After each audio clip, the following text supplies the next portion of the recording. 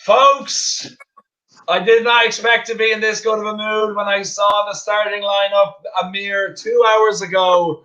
But Man United and all of us Reds are sitting pretty 4-1 victors at St. James's Park after going 1-0 down from Cardiff's favourite player, Luke Shaw.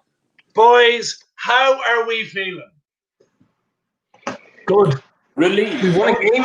Relieved. Relieved. Relieved is the word. Okay. Can we just move by, the relief and all like that, and just be, we went what we wanted today. And guys, sound off in the comments. Make sure to like and subscribe. Like, I did not expect at all going into this. Especially when 1-0 down, I was like, we are gone. We are immediately gone. But every goal scorer who scored, I could not be happier for them. It seemed like it was a win for mental health, for both like the players and for the people watching it, okay? Yeah. Because if you're going for a narrative, you've got Maguire after the toughest time of his life getting scoring. You've got Bruno after missing the first penalty in 17 scoring. You get, wait, who am I missing there? 3. Who was third goal?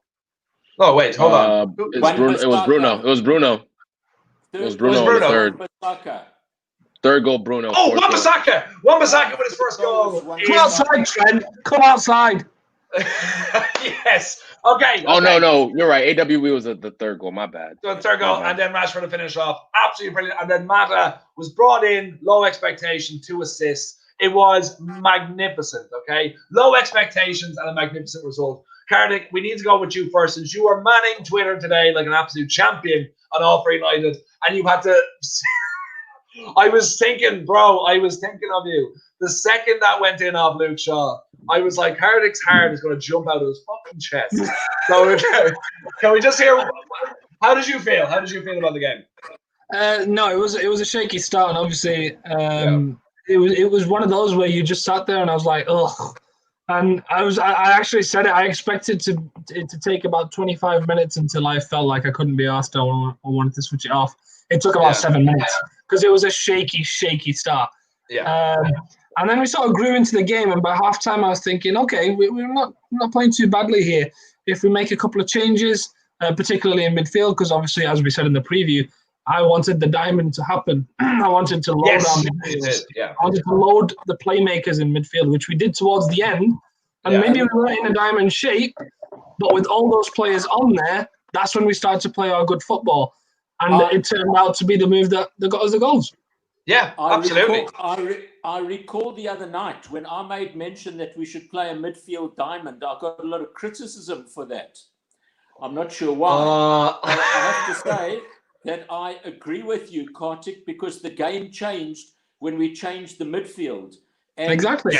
Sorry to dwell on a negative, but Fred was dire. And when he went off the field, the game changed because the shape of the team changed. We had no shape while him and McTominay were floundering in midfield.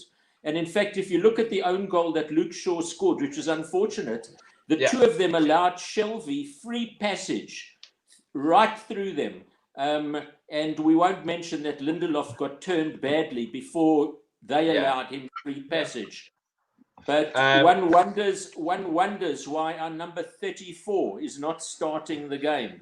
Well, we're going to touch on that in a bit. We're just getting a couple of comments. John Fry saying it's a great result, but let's not get too confident. There's still a lot of work to be done defensively. Another one with, lads, let's not get too carried away. We're going to get smoked by PSG. Only for us to get smoked. Fingers crossed, though. We'll slaughter PSG. We will slaughter those bastards. Yeah. But no, we're not getting carried away here. We're just, like, if you think about it this way, we got absolutely destroyed by Spurs at home 2 weeks ago. And then to come back from that, no matter what way we played, 4-1, we managed to win away from home. So, like, there is a lot of positives. And we are being serious as well. We're not taking away. And Ben's coming in with this. And there's a lot for this. Thought Mata was brilliant. Thought everyone was credit deserved. I thought Juan Mata, Temi, for you, I thought Juan Mata was just brilliant tonight. 2 assists, at his age. And he gets a lot of distance from a lot of people. But when he's on his game, he's brilliant. That was probably Ollie's best decision. Out of the changes he made was bringing Juan Mata in. I mean, if not for Bruno's obviously he puts in the cross for Harry, he scores a goal, another assist. I mean, those moments of brilliance. But throughout the course of the 90 for me, I think Juan was the best player. I really truly believe that. He was absolutely everywhere on the pitch. And a game like this against a team who wants to kind of sit deeper, he's gonna pick out passes in his sleep. And so many of the goals he had. I mean, he didn't get the assist, but in America we call it the hockey assist, the pass that leads to the pass. Yes, you feel me? So he was special tonight. He was really, really special. I think that was a huge call by Ollie because he could have easily brought Igalo in the middle, maybe put Dan James on the right. And then Marcus in his best position, which is off the left. But he made the right call. And anyone who saw my live stream for All Free Night before the game started, I was not happy. So with the lineup, but I gotta give Ali credit. He made some very, very shrewd moves, and you gotta give him credit for that. Absolutely. Barry, for yourself, I would say go ahead, Barry. I think that Mata has got to have one of the finest football brains. The guy's got a magnificent football brain. Yeah. He really has. If Mata was a meter faster pace-wise, he'd still be one of the best midfielders in the world. So when he's playing in a central role, he's wonderful. And as one of the viewers mentioned, when he's surrounded by good players, it's wonderful to watch. And in fact, that second goal that Bruno scored, that's how we want to see United play. Yeah. That was the best move of the game. Pace, beautiful passing, clinical finish, and that's what we need more of. And no question. When Mata is put wide right, it is such a waste. He can't play there. He doesn't have the pace to play there. But what a cultured left foot he's got, and what a football brain. So he was excellent. But I think that I agree with you in terms of getting carried away. I think one of the other great features of tonight was seeing Harry Maguire getting onto the score sheet. Yes. He didn't hide away. He didn't not play the game. He was prominent. It was a great game by him. Yeah. And he came close to scoring on a couple of other occasions as well. I thought he was very good tonight. I completely agree with you. And guys, this is a question for all of you. I'm going to start with Kartik on this because you kind of answered it for yourself, Barry. But who were you most happy to see scoring tonight? Like, of all the people? Because for me, every single person who scored tonight, it was a journey for them, and they earned it in different ways. But for who would you say you were happiest to get on the score sheet? Well, all of them, because obviously we needed a few goals today to put the last result behind us. But I have to say, maybe not because of who scored it, but Wan-Bissaka's goal definitely most happy, because that is probably, I'll go out and say it's one of the best goals we've scored under Ollie, because that was a fantastic move. Because I remember I was watching it downstairs with a few of my mates, and as they were passing it about, I was saying, I live with a Newcastle fan, and he was saying, "Oh, well, why aren't we pressing it?" And I was like, "Oh, sorry, we'll just pretend we're prime Barcelona for a little bit and pass it about." And then we ended up scoring, and I was like, "Okay, what a move!" It was a brilliant move. It was fantastic. We started on one flank, we went back, we circled it, we stretched the play, and then we got Wan-Bissaka in and we scored. It was a very well worked goal, and that's why I was happy with it. Because as a football fan, as someone who wants to see patterns of play, as someone who wants to see great football in general, that's a brilliant goal.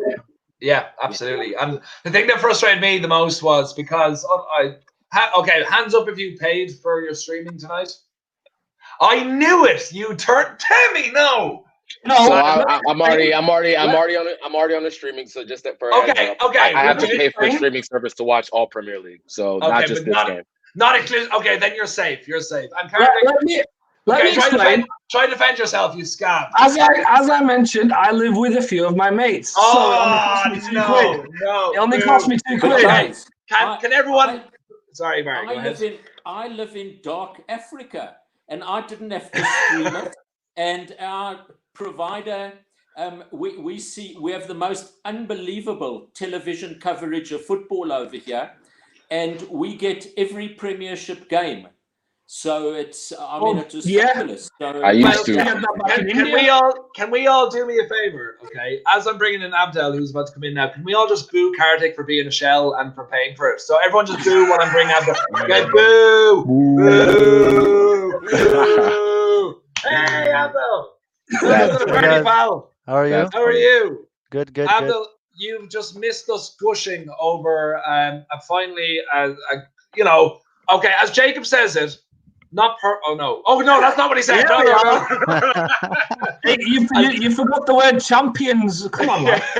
As Jacob said, not perfect, but solid. How are you feeling? How are you feeling about it? I'm good. Like, we got the performance and the win, so I'm happy. Abdel, you're a man for tactics, so I'll give you this one. Where did it change? Where did we go from 1-0 down to win 4-1, in your opinion? From 1-0 down to 4-1, because see, the thing is, when playing smaller teams, right, their tactics and their ideas are always the same. It's the 4-4-2, try to soak up as much as and hit them on the counter, right? But once you get that first goal or second goal, they have to come out. And once they come out, we can pick them off easy because we're good at that. We're good being very direct and counter-attacking.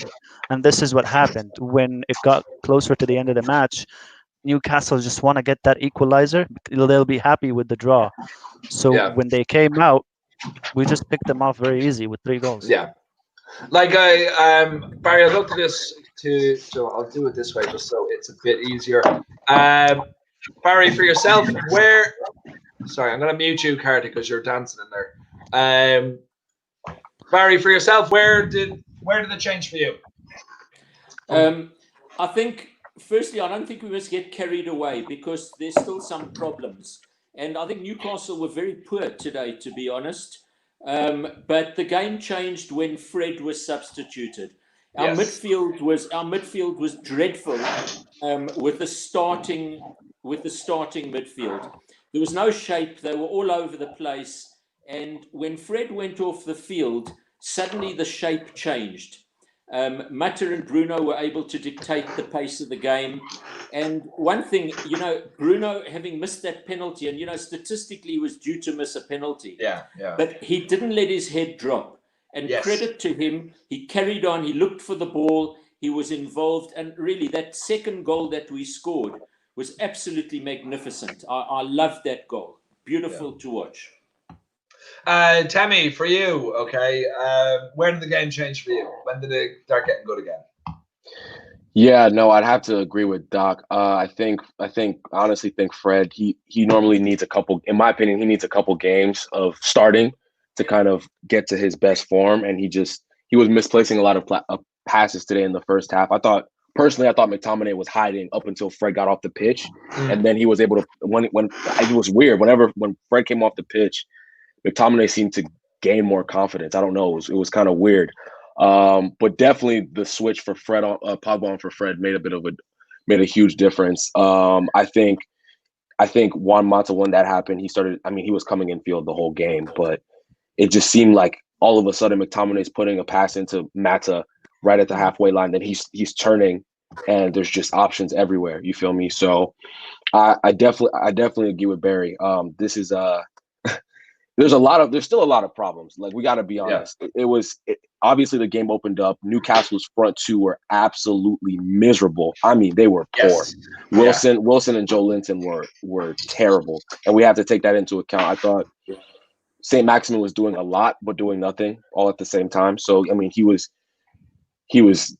dribbling a lot, it felt like he was getting past players, and then he's just laying it off. So we caught a lot of breaks. Newcastle did not look good, but better front three or front two faces us. I think our defense still has a lot to be desired. But I wanna personally, send out an apology to Harry Maguire. He showed up today. Yes, we've been waiting years for this. He showed up today, so I'm gonna give him his credit. I'm gonna give him his credit today. That was his biggest moment in a Manchester United jersey, without question. I think he's never shown so much, honestly, leadership. He picked up the team when we were down. That's outside of the Norwich City was it the Carabao Cup game? FA FA Cup game where he scores the big winner. outside of that, that's his biggest moment. Chelsea, So, why? I thought he was the amazing. Chelsea? Yeah, he was very good. No, I'm saying he's very, very, very, very good. I'm just talking about the magnitude of the moment. We were kind of in a little bit of a rhythm going into those Chelsea games. But I'm talking about right now, these are dire circumstances, you know what I'm saying? And I got to give him his credit. I still think he takes a million touches on the ball, and it drives me crazy. Okay. I'm gonna give him his credit today. If that's the only positive that comes from this chat today, that Temi can say something nice about Harry Maguire. Like, what would finish us off if Carty could say something nice about Luke Shaw? But I think that will never happen. Like, hell will have frozen over twice before that happens. Bring me Tellez. Yes. Actually, now, to move on to substitutions, all right? So we had Paul Pogba came on, Van de Beek came on, and who was the last one? Matic. Matic came on the last couple of seconds. At the very end. What did we think of the subs that happened and the ones that didn't? I'm going to go to you first, Carty, because you did say Tellez. But how did the subs do, and the fact that Tellez didn't get on, how does that make you feel? Yeah, first of all, I'm still recovering from my sadness that Tellez did not come on the pitch. Secondly, I think the important change was Van de Beek, because quite frankly, the guy is a baller. He should not be sitting on our bench. He is brilliant. As I said in the preview as well, he occupies space so smartly that he can just bounce it off to another player without having to move with the ball. He's already positioned in the ideal place so that when the ball comes into him, he knows where his next pass is anyway. He can bounce it off, and we're in playing one-touch football, and we're scoring that counter-attacking goal that we did. It's brilliant. And as I said, when we brought in all the playmakers in together, we overloaded our midfield, maybe got some sort of a diamond shape in there. That's when we played our best football. Let's do it more often. I can't disagree on that at all. We, in the same way, before we talk about, the stuff that wasn't as great in the match, we have to kind of look a little bit towards PSG. So who we were missing tonight, Greenwood. Bring them on 100% any time of the day. We were missing Greenwood today. Was that confirmed as an injury? Anyone know, or was it just? No, he's getting ready to go claim his golden boy. No. There's no injury. Oh, there's no injury. Saving him for PSG. Okay, so he's out of the game completely for that. That's a big call. It worked out in the end. But Abdel, what way are we going for PSG then? Who's coming in? Who's coming out? I think he'll go back to his first 11 again. See, the thing is, like with taking Greenwood out, like I told you before, like every time I complained about performances in the past 3 matches, I complained about our wingers because they were not showing the effort that they should be doing. They're not doing half the job that they should be doing. So that's why we always looked suspect and we always looked so open on the flanks. So bringing on James and Mata, and regardless what your opinion of them is, James and Mata will die on that pitch for you. And they will put in the effort. So they did their entire job completely. And that's why we were not exposed on the flanks as much today. Only like a couple of counters were maybe, but it was not as apparent as the Brighton game, for example, or as the Spurs game. So these things, you have to look out for them before judging everybody else on the ability. Effort and work rate comes before anything else. Absolutely. Barry, for yourself, looking towards the PSG game, who do you think will come in and who do you think will come out? I think against PSG, we got to be a little bit more compact and defensively minded. And United are starting games off way too slowly. And, against the likes of Mbappe and Neymar, I think they are looking at Victor Lindelof and rubbing their hands with glee. So we need to be aware of that. And I think that Matic has to start against PSG. I think that we probably, I would opt for 4 in the midfield. And I think we'll probably play with Martial because he's obviously not suspended for the Champions League. So I think Martial and Rashford will probably play up front. And I would start 4 in the midfield. Matic, Pogba, Bruno, and probably Van de Beek. I don't want to see Fred. It was suggested he should start more games. I'd also like to see him start more games, but at a different club. I think he's diabolical. He does not warrant a place in the team. £60 million for Fred. I think the financial officers of Shakhtar Donetsk must still be rolling on the floor laughing at that point. Well, Jacob does disagree with you. And Temi, I want to go because I want to take your opinion on what Barry just said there. Okay, first of all, on Fred, and also tell me who you would start for PSG against PSG. I mean, to Barry's point, I don't think we get value for money for Fred. I don't think he's as bad as Barry's saying. Like I said, I think that he needs a few games to kind of get into a rhythm. And there was a point last year where I thought he was playing really, really well, but he's not going to get that run of games ever anymore. It's not going to happen with the midfielders we have. So it's tough. But on to the point of PSG, I would not be shocked if he plays 3 center backs. I really, really wouldn't be shocked if he does that.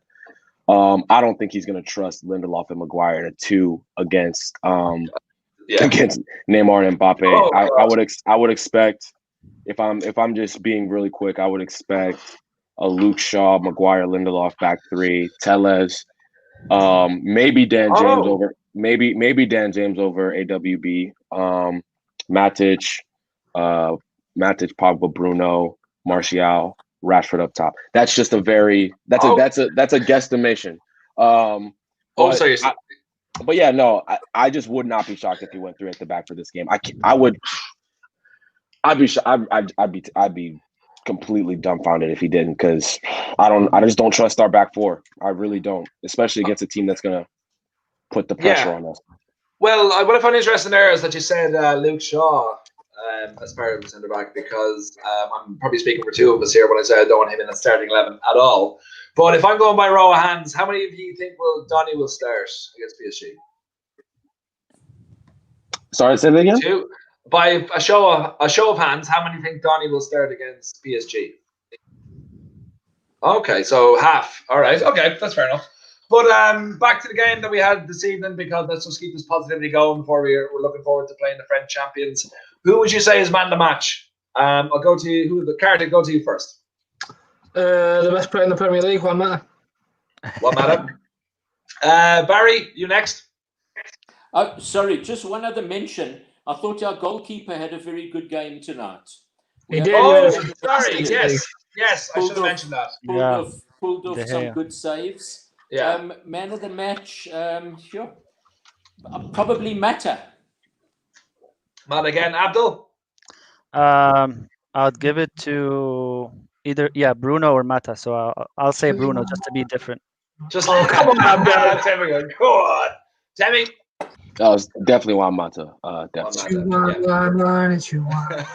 Well, I can say that according to Fancy Football, Bruno Fernandes is man of the match. Because he is my captain. So, guys, it's been a pleasure to enjoy a good victory. Thank you very much. Thank you very much for everyone in the comments who joined us as well. Please tune back in all next week where we're going to have previews for the PSG game. We'll have the topic on Friday. We'll have Rusty's back Monday with the good and bad, the ugly, and the Wall of Reds is 10 o'clock tomorrow evening. So make sure to join us and the lads there. It's been an absolute pleasure. 4-1. Come on, the Reds! Up the Reds! Up the Reds! Up Reds! Pleasure, lads. Pleasure as always. I have to do the outro, so just keep talking until you get the outro.